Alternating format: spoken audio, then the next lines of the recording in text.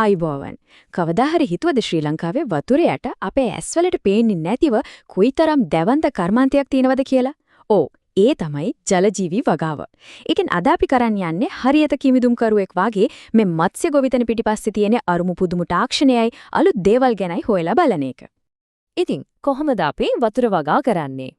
හරි. වතුර වගා කරනවා කිව්වම පොඩ්ඩක් අමුතු විදිහට ඇහෙනව නේද? ඒත් ඇතරම ජලජීවී වගාව කියන්නේ ඒකම තමයි. මේක එක පැත්තකින් විද්‍යාවක් අනිත් පැත්තෙන් කලාවක්. සරලවම කිව්වොත් වතුර තියෙන පරිසරයක සම්පත් පාලනය කරලා ඒව වගා කරලා ආර්ථික වාසියක් ගන්න එක තමයි මෙතන වෙන්නේ. හරි. ඉතින් මේක අපිට වැදගත් වෙන්නේ ඇයි? බලන්න මේක කෙලින්ම අපේ රටේ ආහාර සුරක්ෂිතතාවයට සම්බන්ධයි. ඊට අමතරව අපනයන ආදායම. ඒ කියන්නේ රටට සල්ලි ගේන එක. ඒ වගේම අලුත් විද්‍යාත්මක දියුණුව. මේ හැමදේටම මේ කර්මාන්තය දායක වෙනවා. ඒ නිසා මතක තියාගන්න මේක නිකම්ම මාළු ඇටි කරන එකක් විතරක් නෙවෙයි. ඊට වඩා ගොඩක් ගැඹුරු කතාවක්. හොඳයි. එහෙනම් අපි මුලින්ම කරමු මේ සම්පූර්ණ කර්මාන්තයේ දිහා පොඩ්ඩක් ලොකුවට බලමු. හරියට කුරුල්ලෙක් අහසේ ඉඳන් බලනවා වගේ. බලමු මොනවද මේකේ තියෙන ප්‍රධාන අංශ, මේක කොහොමද අතු බෙදලා යන්නේ කියලා. මෙන්න මේක තමයි මේ කතාවේ මූලිකම අදහස. ජලජ ජීව සම්පත් කර්මාන්තය. මොකද්ද මේක? සරලයි වතුරේ ජීවත් වෙන අපිට ආර්ථික වටිනාකමක් තියෙන ඕනෑම ජීවියක පාවිච්චි කරලා කරන බිස්නස් එක. වැදගත්ම දේ මේකට මාළු විතරක් නෙවෙයි ඇති. තව ගොඩක් දේවල් තියෙනවා. ඔව්, ඒ කියපු විදිහට මේ කර්මාන්තේ අපිට ප්‍රධාන කොටස් තුනකට කඩන්න පුළුවන්. එක මත්ස්‍ය සම්පත්. ඒක පැහැදිලිනේ. දෙක මත්ස්‍ය නොවන ජීවීන්. ඒ කියන්නේ කවුද? ඔය ඉස්සෝ, කකුලුවෝ වගේ කටු තියෙන සත්තු. ඊට පස්සේ බෙල්ලෝ වගේ මුලුස්කාවන්. තුන්වෙනි එක තමයි ජලජ පැලෑටි. හරි. දැන් අපි මේ ලොකු චිත්‍රයෙන් පොඩ්ඩක් ඇතුළට ගිහින් මේකේ තියෙන හරිම ලස්සන ඇහැට ප්‍රිය වර්ණවත්ම කොටසක් ගැන කතා කරමු. ඔව්, ඒ තමයි විසිතුරු මසුන් නැති කිරීම. මේක නිකම්ම ගෙදර මාළු ටැංකියක් තියාගන්නවා වගේ විනෝදාංශයක් කියලා හිතන්න එපා. ඌව වෙල්ලස්ස විශ්වවිද්‍යාලයේ පර්යේෂණ වලින් පවා පෙන්වලා දෙන දෙයක් තමයි ශ්‍රී ලංකාව කියන්නේ මුළු ලෝකෙම විසිතුරු මසුන් මාකට් එකේ ලොකු පොටෙන්ෂල් එකක්. ඒ කියන්නේ ඉහළ විභවයක් තියෙන රටක් කියන එක. මේක බරපතල ජාත්‍යන්තර බිස්නස් එකක්. ඉතින් කොහොමද මේ ලස්සන මාළු බෝ වෙන්නේ? මූලිකවම ක්‍රම දෙකක් තියෙනවා. පළවෙනි එක තමයි පැටවුන් බිහි කරන මාළු. ගප්පි වගේ. හරියට මිනිස්සු වගේ සංසේචනය වෙන්නේ අම්මගේ ශරීරය ඇතුළමයි. ඊට පස්සේ පැටව පන පිටින් එළියට එනවා. අනිත් ක්‍රමය තමයි බිත්තර දමන මාළු. එයාලා බිත්තර එළියට දැම්මට පස්සේ තමයි බාහිරව සංසේචනය සිද්ධ වෙන්නේ.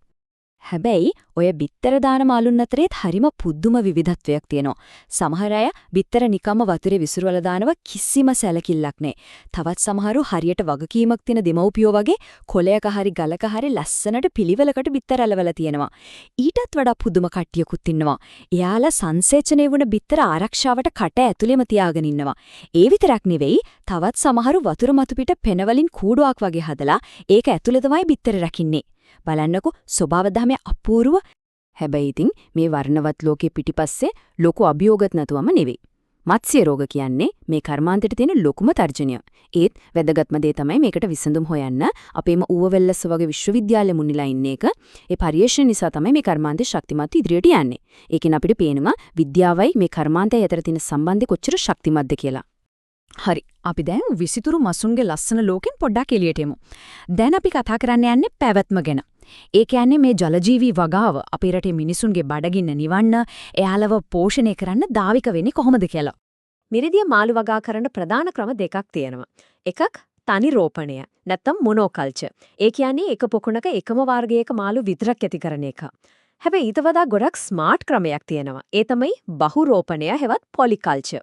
හිතන්නකෝ එකම කාමරයක ඉන්න කිසිම තරහක් නැති එකිනෙකාට උදව් කරගන්න රාළුවෝ ටිකක් වගේ. මෙතනදි වෙන්නේත් ඒක. එකිනෙකාට කෑමට ඉඩකඩට තරංගයක් නැති මාළු වර්ග කීපයක්ම එකම පොකුණේ ඇති කරනවා.